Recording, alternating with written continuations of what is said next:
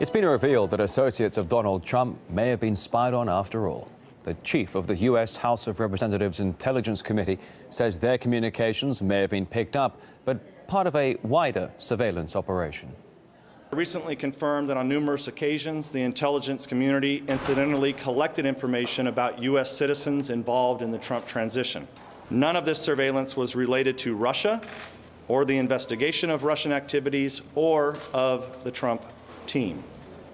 The revelation, of course, poured new fuel on the current controversy surrounding Trump's allegations that the Obama administration was wiretapping him. And those claims were initially slapped as baseless by many. And while Devin Nunes has again denied any wiretap of the phones in Trump Tower, he couldn't rule out the previous administration's involvement in gathering information on Trump's transition campaign. The allegations by Trump's itchy Twitter fingers are serious. Twitter rant initiated by President Trump, claiming that former President Barack Obama ordered the wiretapping of telephones at Trump Tower during the election. Without revealing evidence or any proof of any sort. Can you rule out the possibility that senior Obama administration officials were involved in this? No, we cannot. The president was correct in what he tweeted? It is possible. RT's Maupin now with more on the latest surveillance scandal.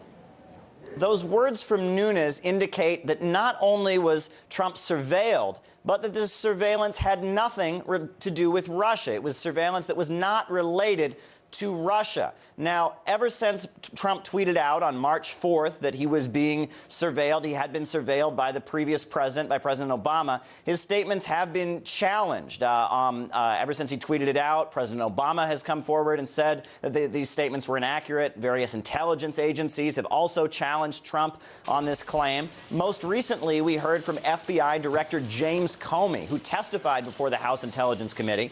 When he was speaking to the committee, he was asked about Trump's tweets on the subject, and he testified, "I have no information that supports those tweets." Now, at this point, the White House, they were very quick to comment on the revelations from Nunes. This is what Press Secretary Sean Spicer had to say.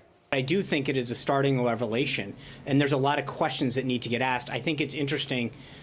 All of the questions are in the presumptive negative towards us, as opposed to, why was this taking place?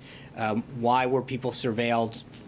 Ostensibly they were involved in the campaign. Now, Adam Schiff, the top-ranking Democrat on the Intelligence Committee, has come forward and said he is not willing to confirm the words from Nunes, and he called them inappropriate. It seems that at the moment, those who question the credibility of Donald Trump are now on the defensive.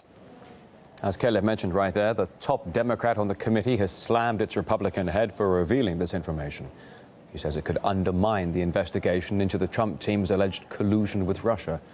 Attorney and talk show host Mike Papatonio believes it only shows how anti-Russian hysteria remains out of control. What I make of it is the president has every right to know if surveillance is not taking place like it should within the realm of the law.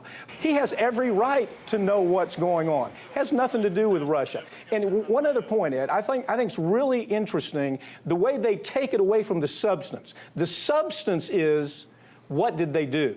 The substance, it has nothing to do with Russia here, but it's piled into the Russia hysteria that's gone so out of control that right now, the only time I can remember seeing this is the run-up to the war in Iraq, where we had MSNBC, CNN, all the major networks in this war hysteria. That's what we see now, so we're never going to get a good answer from this.